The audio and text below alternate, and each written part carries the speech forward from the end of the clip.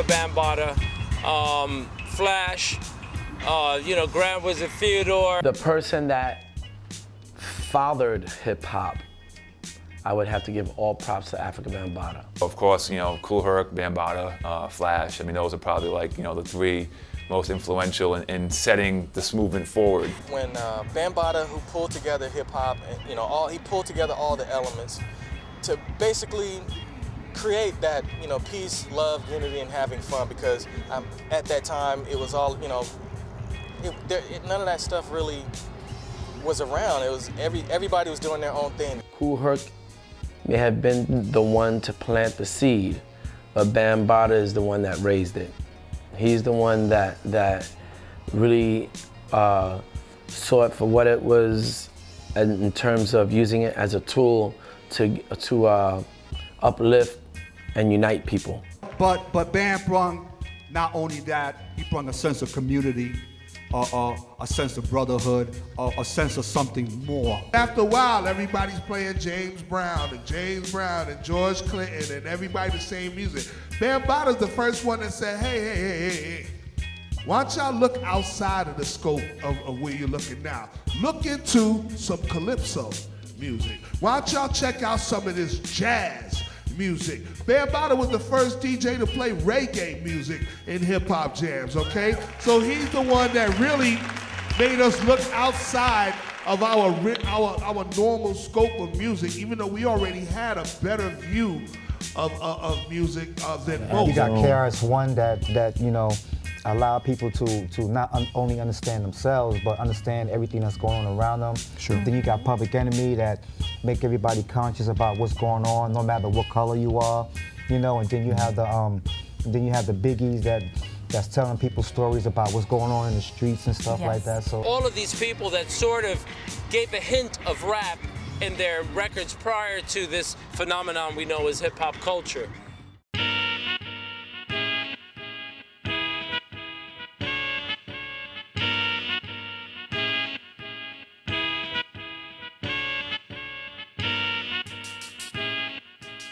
Hip-hop has gone through many phases since its creation. Beginning in the mid-1970s as a completely new sound and rhythm, hip-hop started as rap and wasn't titled hip-hop until the early 1980s. Artists like Kool Herc, Cold Crush Brothers, and Africa Bambaataa launched the sound of hip-hop. With greater recognition in the 1980s, artists like Grandmaster Flash, Fab Five Freddy, and Run DMC dominated the scene and set the trend of rapping under the title of hip-hop. In the early 1980s, the graffiti scene started to become more mainstream and trendy. Galleries started displaying local artists' work, and graffiti went from vandalism to priceless urban art in Soho galleries. B-boying became extremely trendy at the time, becoming a common dance form and eventually called breakdancing. DJs were growing in numbers and were creating the most original sounds. People like Grand Wizard Theodore and Grandmaster Flash had established themselves as originators, and many followed shortly after. Hip-hop was thriving. Hip-hop in 1988 was positive, it was fun, you know, everybody was having a good time and stuff like that. The word hip-hop only existed as a term that MCs used to say on the microphone, but there was no label for it as a culture yet. The label didn't come until around 1982 when Africa Bambaataa labeled what all these four elements that were going on, hip-hop culture. It was just about doing something different that wasn't out, that was rebellious. Hip-hop at that time was just an underground cool thing to do because it didn't have the police involved, it didn't have your parents involved or your school involved. It was like a secret society, underground type of cool-out type of thing where you could build your name in your community and so forth. Hip-hop was something you could dance to and speak hip-hop, and you could dress hip-hop. It became a whole enveloping cultural thing. It was all about not just the record itself, but like reading the credits and like seeing who produced it and like what studio it was recorded at, you know, who engineered it. And then when you pull out the record and look at the inscribe on the inside of the label, you know, Herbie Powers would always write a little secret message on the inside of that, and it's just like you don't get that, and you know, nowadays, and it's like all these kids that are just downloading stuff are missing a big part of, you know, what it is to actually be part of this whole movement, you know what I'm saying? It's not just about just the music. To see like young kids of color that were completely disenfranchised but had invented their own language, had invented their own way of walking, of talking, of making music, of creating art and all that kind of stuff. I mean, that was empowering for me. Hip hop wasn't created for a money-making tool, and it has given us a lot of opportunities to own business, to own houses, and to further ourselves and further the next generation. But I think it should be used as it started off as a vehicle to unite a generation, unite our people, to bring each other together, and to keep building on what we started. It was always intended to be a celebration of life. You know, there was always negative aspects in the streets, but we actually use hip-hop to get out of an oppressive situation.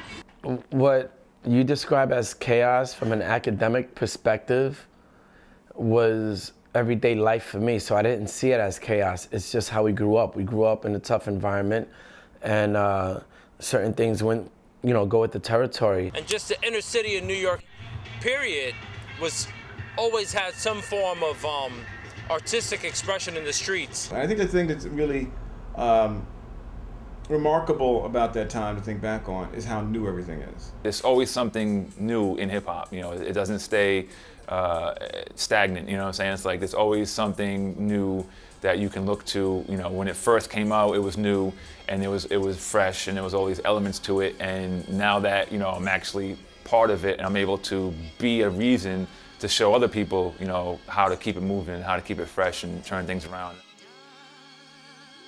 Hip-hop has evolved from underground to recognized to trendy to creative and eventually to controversial. In the mid-1990s, hip-hop started to shift into a different scene. The money flowed, record labels were signing artists, and the culture was turning commercial. Hip-hop was slowly but surely turning into a product of money, sex, and power.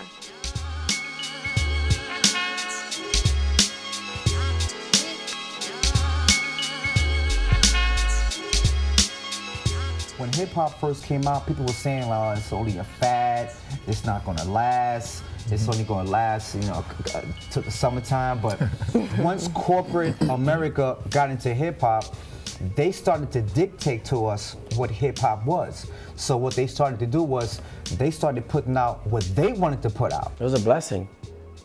I mean, there's no other way to look at it than it becoming a blessing. People have been able to eat off of this. People that had no opportunity for education, no opportunity for travel, no opportunity for cultural exchange. It's been a blessing. You can look at it, people can look at it from both aspects of it. The culture changed when it became commercialized, when it became something about making money, and the record industry got a hold of it, started putting out these novelty groups, and it just changed from how it started out to be. I watched a TV commercial and saw Fred and Barney doing a Fruity Pebbles commercial, dressed up looking like Run DMC with their gold rock chains on, scratching on the turntable with the bird using his beak as the needle and so on. And I said, okay, hip hop is gone. To get the fruity taste, he's got to trick Fred. Barney just lets her rip. You know what was the real first shift? When you had your first manufactured group that was not part of hip-hop have the opportunity to put out a song with music, with lyrics that weren't theirs. When Sugar Hill Gang did that, that changed the whole game. Now what you hear is not a test, I'm rapping to the beat. And me, the groove, and my friends are gonna try to move your feet. In the early 90s, you had a crossover period where a lot of the artists were beginning to break into the mainstream. And I think the peak of that starts happening in the mid-90s. And just as hip-hop is crashing the mainstream, you have media deregulation coming in. So in 1996, the Telecommunications Act passes in Congress. And what that does is actually allows media companies to begin buying each other up. Another aspect of everything is just the musical change, you know, direction. I guess we first saw this happening back in, like, you know, 95 probably, I would say, was when the difference in groups, you know, you had up to that point, you know, your Tribe Called Quest, Nice and Smooth, EPMDs, you know, stuff like that. And then, you know, 94, 95, you had like Bad Boy records coming out, you know, and you had like Biggie and Craig Mack, you know, which was still dope. But then shortly after that, it started really going kind of like separating, and like you had, you know, the flashy era of like, you know, with the stuff that like Puffy was doing and stuff like that, which we kind of considered as a little bit watered down, you know, to what we were used to hearing. So that kind of created the divide, and that's really when you started seeing like stuff that we liked called underground, you know, whereas you have groups that were once mainstream, like a De La or Tribe, would now be considered underground just because it doesn't fit with what, you know, was going on with the mainstream, you know, culture. And then when it changed and became who was the more hardcore, it became then who was the more thug and who was the more gangster, then who was the more fly and who was the more paid, and then it just got all out of hand. And as he said, they just took it to a point where it was just about making money. You have a situation in which an artist is not just selling music anymore, but is also adding in vitamin water, you know what I mean? Books, movies, video games, DVDs, clothing, all of these different types of things. And that artist is always going to be more valuable to this new media market than an artist that's strictly about making music that's positive for the community.